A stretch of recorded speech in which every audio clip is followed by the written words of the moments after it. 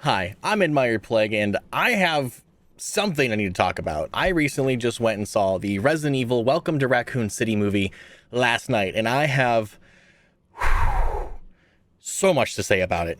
It was terrible. It was bad. It was the worst thing I think Resident Evil wise, media wise, that I have seen. The Mia Jovovich movies look great compared to what I witnessed. It was like they tried too hard to maintain faithfulness to the games that they made it unfaithful to the games, if that makes any sense. Like, they tried to cram so many iconic places and just characters that none of it made sense. They even reworked the background of almost every character to fit some new narrative. So I want to quickly not deep dive, but like I want to go into three different parts of the movie that I can't stop thinking about because it was that bad. We're going to break this up into three different sections: missed plot lines, characters and why they weren't right, and also the forced references. Once again, spoilers. I didn't say that at the beginning, but obviously spoilers. We're talking about Resident Evil Raccoon City. It just came out. If you haven't seen it yet, and you plan to see it and you want to formulate your own opinion, it's totally fine. Go see it. This is obviously my opinion and things that I witnessed, and as a long-time Resident Evil fan of all the media, the anime, the live action, the CGI versions, the manga, all the extra side games, everything. This is my opinion, but let's just dive into it. So number one, plot. The plot line. They changed so much of the plot and tried to mix four games together that it didn't make any sense. The four games in question are Resident Evil 0, 1, 2, and 3. Now, obviously, Resident Evil 1 takes place in Spencer Mansion, which is a good chunk of the film. Resident Evil 2 and 3 are kind of like side-by-side video games that talk about two different characters' times in Raccoon City before its destruction. And then, obviously, 0 is the prequel to Resident Evil 1, in which you play Rebecca Chambers and you end up, finding the train, and you go to the other Spencer Mansion, and then you eventually end up at the Arkley Mansion as Rebecca. Well, that's like the end credit. But regardless, they try to put four things together, and here's how it all started to fall apart. Right off the bat, Raccoon City starts becoming infected with zombies before Chris's team and Alpha Team even get to Arkley Mansion. They get there at the same time that Raccoon City is now under siege by zombies. The way the zombies even came to be was completely out of left field. It was in the water supply, which never was a thing. The whole reason why Resident Evil Raccoon City happened, or Resident Evil 2 happened and 3 happened, was because of the escaped experiments from the Arkley Mansion that wandered through the woods and started eating people on the outskirts of town, and then it started to move its way into town, and then it obviously culminated in a huge horde of zombies due to a large attack. So right off the bat, they've already screwed up the storylines of 1 and 2 already, because they're now side-by-side timelines versus separate timelines, because Arkley Mansion in the games happened months before Raccoon City ever happened. So it took time for those zombies to bite other people and start moving and actually cause a horde and move forward and start infecting other things. Like, that's why in Raccoon City, in Resident Evil 2, there was like reports of, people getting bit and like all these weird things happening around town, but it was happening over months. It wasn't all at one time. So that was the first plot issue that was super apparent immediately, that already like 5 minutes in the movie is like, secondly, Leon in the plot was on his way to work the very first day on work, and that's when he ran into Claire at the gas station to save her from the first zombie. And then they get in the police car together and they go to the RPD to go see what's going on, because it was his first day and he thought the police would have something, some form of idea of what the fuck's going on. But instead, in this movie, Leon already is aware of the RPD. People are already aware of him. They talk to him. He actually doesn't even run into Claire until they're in the RPD. So they don't arrive at the RPD together at all. So that was a huge plot hole for Resident Evil 2 that they completely missed out on. They had it was funny, they had all the scenes too. They had the truck driver scene, they had the diner/gas station, like they had all the pieces and the scenes for it, but they didn't capitalize on the actual like story plot of how those two met and why their like meeting was important. Next plot line that was completely just shattered is the fact that Chris and Claire actually meet each other in this movie. a lot. Like, she finds him right before he even starts. Like, before Chris takes off to Arkley Mansion, Claire and Chris meet at his apartment, which never would have happened because in the games, like I said, Arkley Mansion was months before Raccoon City, and Chris was already in Europe at the Umbrella headquarters in Europe doing stuff there. That's the whole reason why Claire ended up in Raccoon City, was because of the findings at Spencer Mansion that Chris sent to Claire in the games, and then Claire was like, well, let's investigate, and found some other things out, and then came to Raccoon City to tell him about things that were about to happen. But obviously he was on vacation because Chief Irons disbanded STARS and made a normal SWAT team, because obviously Chief Irons is in on the whole Umbrella thing, so in the games at least, and he disbanded STARS because of the Arkley Mansion incident, and Chris took a vacation and went to Europe to go do stuff against Umbrella there. Which leads to a whole other game, but we're not going to get into that. That doesn't matter to the story of the movie. But in this movie, Chris and Claire meet each other and are with each other the entire time for the most part. Once they leave, like once they get into the hive. That leads me to the next biggest plot point that literally blew my mind, was Raccoon City and Arkley Mansion had two different Umbrella facilities.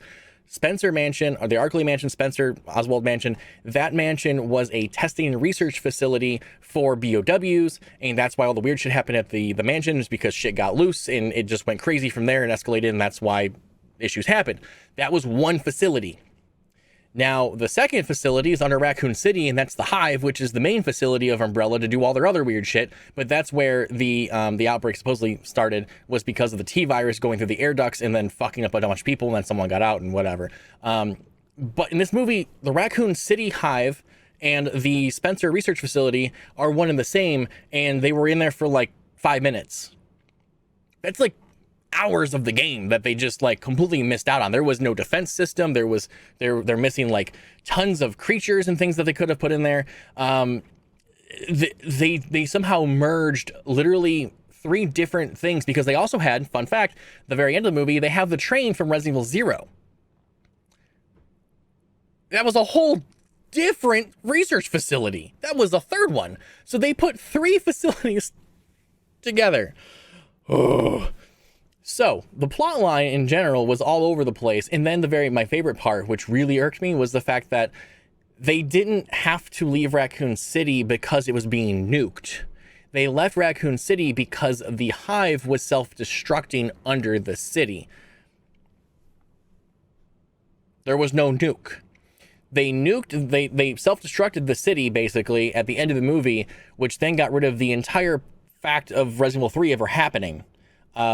Jill is with Chris the entire time throughout the entire movie. There is no nemesis at all, so they destroy Raccoon City, so that destroys any plot line we may ever get with nemesis further down the line, because apparently this is the first of many movies, because they left a cliffhanger open at the end with Wesker. Speaking of Wesker's plot line, he wasn't with Umbrella in this movie. He was literally just a mercenary that was like told and paid to go get the T and G virus from Birkin. He was never an Umbrella researcher. He doesn't know anything about the Umbrella stuff that was going on. He was not part of Umbrella. So that was something that was really missed completely. I don't know how they missed that. I think the actor for Wesker was pretty decent. I liked him, but the plot line there was completely gone. I mean, he still betrayed his team, but it was more of a mercenary type thing, think like Nikolai from Resident Evil 3. He's more of a mercenary type that was paid separately to go do a thing for Umbrella, but he wasn't part of Umbrella like he is in the games. He's not an integral part of the making of like progenitor virus and the G virus and the testing and all the other sketchy shit that Wesker did from the notes from 1 and 2 and onwards. So that was disappointing.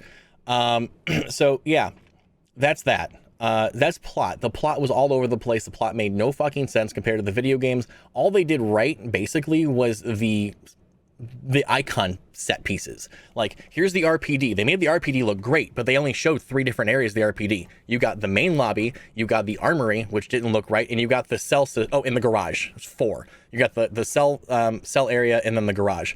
The garage looked just like the video games from the remaster and the originals. The RPD looked amazing from the one shot you get of the main lobby. It had the big statue in the back and the desk up front with the big staircases going up. It looked really nice. But you didn't get to see any of that past a few scenes, because they were out of that and into the orphanage super fucking quick. So it was like they were speed running their own plot line, basically, any percent. So then they had the orphanage. They had a couple scenes down in the research facility, and then they were on a train. Spencer Mansion had the original hallway with the first zombie. It had the first manor area, like the foyer area, which is super nice, but they explored nothing else past that. So that the plot lines were all over the place. It was a disaster of a plot. It remained faithful to set pieces, but none of the plot remained faithful at all to the original movies, or games rather. Second, characters and their backgrounds. Oh boy, let me go through that. There's a lot to unpack here. Chris and Claire apparently were orphanages. They were orphans at the Raccoon City orphanage, and they ended up becoming test subjects for Umbrella. Well, supposedly were supposed to be test subjects for Umbrella. Claire, as a young girl, ends up meeting Lisa Trevor as an experiment that gets out of the labs from under Arkley Mansion and somehow ends up in Raccoon City, even though they're like miles apart. And Lisa Trevor becomes friends with Claire early on, which becomes a major plot point later in the movie, years later. And it makes no sense because Chris is like faithful to Umbrella in this movie. Like he was raised by Birkin. And you know, all this others, they basically got rid of his entire military background. I mean, he was in the Air Force by 17. He was never in an orphanage. Chris and Claire were raised in a normal family. But I think they wanted to have the connection to the orphanage to bring the orphanage in as a set piece to show off something, which made no sense. So Chris and Claire's backstories were completely fucked from the get-go. Chris, I think, was the only faithful character. Chris and Claire were the only faithful character adaptations of look and feel. Like, if I were to watch this movie, I would instantly tell you that, oh, that's Chris, that's Claire. Every other character in this movie never would have guessed who they were, unless their names were called. It was not, I mean, it wasn't even just the actors playing them, because I actually did like some of the switches of character, but just like their outfits. Their outfits made no sense at all. They were not iconic outfits. The costuming was not that great for these characters. They were not like, it wasn't until halfway through the movie that Leon even got his like nice RPD vest. So that was the thing. So yeah, it was kind of annoying. As far as other characters go, Jill, I like Jill. Jill actually didn't have a whole lot of backstory other than the fact that she liked Wesker in this, instead of being Chris's like partner of the entire time. She really liked Wesker, which I guess kind of like was hinted at in the first game through some of the files that you find, but were very, very, very small because Chris and Jill have always been partners, and had deep respect for each other. Wesker obviously had a very messed up background because he wasn't part of Umbrella, instead of being a paid mercenary on the stars. Chief Irons didn't have the right background at all. He also had no idea what was going on. He was not contacted by Umbrella. He didn't know what the fuck was going on. He just knew that shit was hitting the fan. He wanted to get the hell out. Chief Irons and Sherry never ended up meeting at all. That's a thing.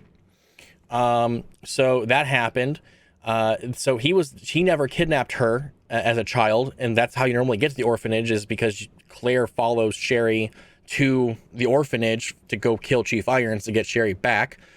So that never happened at all, and that was annoying. So you lose the whole aspect of like this paid off Umbrella, like paid off all these people type bullshit. You actually lose all of that storyline. You lose everything because Chief Irons and Wesker's characters don't have that background. Leon also, now note, I hate Leon. I think Leon is one of the worst characters in Resident Evil history. He started to redeem himself a little bit, in my opinion, in 6, but like, I've always never really liked him as a character, but man, they did him so dirty in the movie. First and foremost, he looks like Carlos, which, whatever. I mean, literally everything that makes Leon Leon is missing from this character. I think the actor did an okay job, but like his backstory was written so poorly that it made Leon just the butt of all the jokes, which I kind of enjoyed simply because I don't like Leon. So having him be the butt of the jokes is great. But the fact that they actually have Leon's backstory as being a shitty cop that only got on the RPD because his dad was some high-ranking officer made no sense. That boy worked his ass off in marksmanship and martial arts to be a badass, to join the RPD. And that's the only reason why he survived on his first day of the RPD with the Raccoon City outbreak and everyone else died, was because he was an actually really good fucking person. Like, he was supposed to be a badass. That's what his whole point is. Like, he survived this crazy thing because of his skills. And they make him a dumbass in this. He doesn't know how to shoot anything. He apparently shot his partner in the ass during training, during the academy. And the only reason why he's on the force is because his daddy got him there. In the manga, before he even gets the RPD, this man hand-to-hand combats a liquor. Like, not just any liquor, but like a crazy souped up liquor. That was all. I think Leon kills like 3 things total in this movie. So that's the thing. So Leon got completely destroyed. Barry is completely missing. There is no Barry. There is a look-alike Barry. There is someone that looks like Barry. Barry's gone. There's no Barry. That's cool, I guess. No Barry. That's kind of important. They are also missing almost everybody from Alpha Team that went down, or from Bravo Team that went down in the Arkley Mansion. They're looking for 2 people, one of which is the pilot, Dooley, he is a zombie, obviously. Then the first guy they meet in the hallway is a zombie. So they find both the people, but they're missing the other 3 from Bravo Squad, which are supposed to be 5, technically 6. But they end up missing, and they don't see the other people from Bravo Squad, which is crazy because there's no Rebecca Chambers. There's the other 2 are missing as well. So they don't find anybody besides the 2 that are already dead. So there's no interaction with anyone that survived that can tell them what's happening at the mansion. So they're missing all that backstory and characters and things like that. Oof, man, it is just bad. Character-wise, it was just bad all around. And my favorite one, Lisa Trevor. The director clearly did his research, but only from the remakes of the games, because this man's decided that Lisa Trevor was going to be a good person rather than the vengeful, angry woman that she's supposed to be. I mean, for God's sake, she's wearing the faces of people that she has killed to take back to her mother, who she doesn't know that died from the progenitor virus. For those that don't know, Lisa Trevor wasn't even in the original Resident Evil game. She was only mentioned in a couple of articles that you find throughout the game. She was basically a child that was experimented on with the progenitor virus along with her mother after her father got killed, basically being trapped in his own mansion. Her father is the one that made the Spencer mansion. And because he knew all the traps and all the tricks and all the things like that, they wanted to kill him. So they end up killing him and then taking his wife and his daughter, Lisa, and basically injecting them with progenitor virus to see what happens. She ends up dissolving from the virus. Lisa Trevor ends up getting superhuman strength and regenerative abilities. And they kept her, and this is all her backstory technically from the games. And she ends up killing a couple of the guards, and she rips their faces off and wears them as a gift to her mother if she ever finds her mother. But she became so aggressive that they bind her with the iron leg locks and with the board handcuffs. In the movie, she ends up being a friend of Claire because she meets Claire early on as a child in the orphanage, and then ends up helping her later on, years later, in the orphanage at a different part in the movie to get into the umbrella there with the keys. Now, if you played the original game, there was no Lisa Trevor. If you played the remake of RE1 on GameCube and PC, there was Lisa Trevor, and you find her twice. You find her once in the outside house of the Spencer mansion. There's a little other house you go to. That's where you first run into her and she knocks you out. And then the second time you see her is when you're confronted with Wesker underneath the mansion, closer to the research facility. She's actually there, and you have to fight her, and she knocks Wesker off the pillar that you're on. So she ends up being a boss fight. So she's actually not friendly at all. But in the movie, she's friendly, and she actually helps Leon and Claire kill a liquor. No one else kills the liquor. The liquor kills Chief Irons. Lisa Trevor ends up 1v1ing the liquor and rips his freaking face off. So what? So yeah, the characters are all a mess. The character backstory is a complete mess. I honestly didn't think they can get any worse than the ones from the Mia Jovovich films. I thought that they did a lot of the characters there dirty, but they also did a lot of the characters there right. So it wasn't nearly as bad because they messed up almost everybody in this movie. Last but not least, the Force references. There were so many down your throat, in your face Force references that were so out of place that they thought they were being witty, but they were actually just hurting everything about the film. First and foremost, one of the first things that is out of Jill's mouth is, "Oh, that must be a Jill sandwich." Not even said by Barry, because there's no Barry. It's said by Jill herself, because she steals this sandwich from Wesker because they're buddy buddy. So that was the first like Force reference was there. Another Force reference is the Itchy Tasty reference. Now, a lot of people may not know what Itchy Tasty means, but in the very first Resident Evil, when you're going through some of the documents, you find a document or a journal from one of the Umbrella guards that is at the Spencer Mansion that is turning. He was bit by his friend who turned, and he was slowly turning, and you start to see through the journal him losing his mind, and the stuff that he's starting to say and is starting to kind of like get mushy and messed up. And one of the last things that the journal entry says is Itchy Tasty.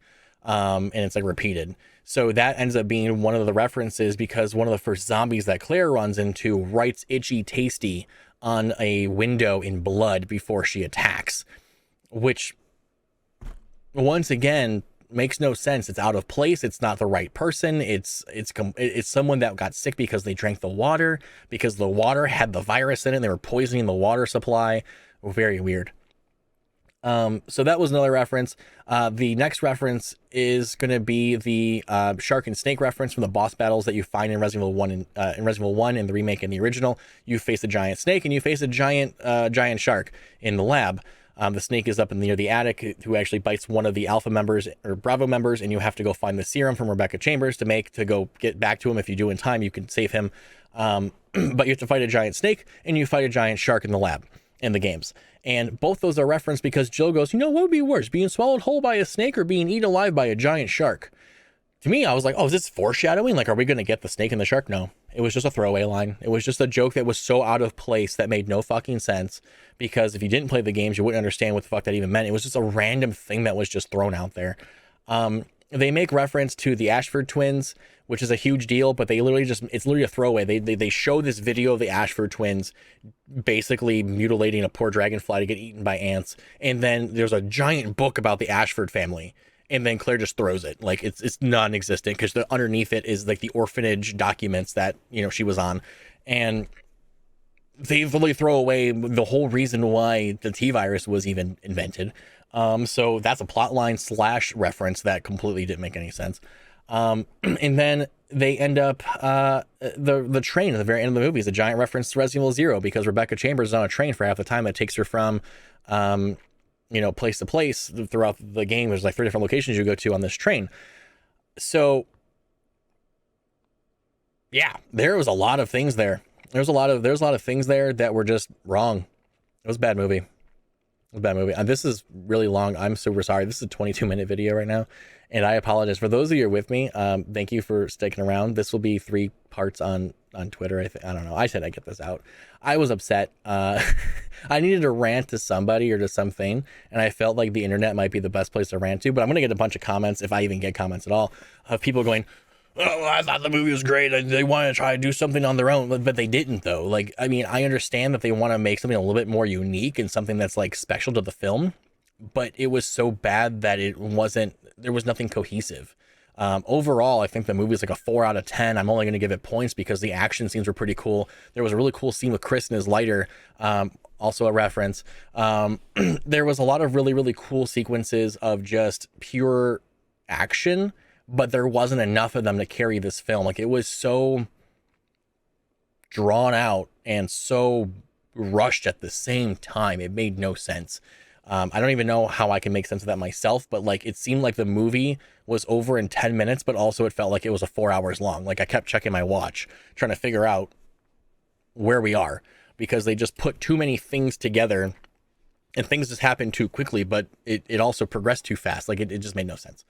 So overall, 4 out of 10 for me. I'm never going to see this movie again. The only time I'm ever going to see it again is if I can sit there and actually provide commentary the entire time and do like the plague cut of Resident Evil Welcome to Raccoon City, because boy, I have a lot to say about this movie and none of it is good. So if you want to save, if you're going by yourself, you want to save like $30 on a movie ticket and the popcorn and the drink and everything else that's there, please don't watch it on streaming, or better yet, torrent it. I don't care. Like, it is bad. It's not worth paying at all. And then they set it up for another movie, and I don't know how they're supposed to do another movie, because unless they just skip right to Resident Evil 5, it won't make any sense with the mid-credit scene at all. So that's a thing. Anyway, thank you guys so much for being for watching. I appreciate you guys. If you want to hang out and talk more, I'm usually on Twitch 5 days a week. You can find me twitch.tv/admiredplague. If you want to talk about the movies down below, that's cool. Once again, obviously, you know, I'm sorry if I spoiled anything, but we're sitting here talking about the entirety of the movie, so there's gonna be spoilers. If I saved you guys money, let me know down below. And if you're gonna go see it regardless, also let me know. I don't want to gatekeep. I don't want to say like, you know, everyone's experience will be the same. Just as a diehard Resident Evil fan that has consumed almost all of the media that there is for Resident Evil, including all the side shooter games, all the mangas, the comics, like everything that there is Resident Evil. I love this series to death. It's been a part of my life since I was a child. It means a lot to me. So when a director says that they want to make a faithful adaptation and they give me this, it's upsetting. Like, I'm not even mad anymore. I'm disappointed. I'm Admired Plague. See you in the next video.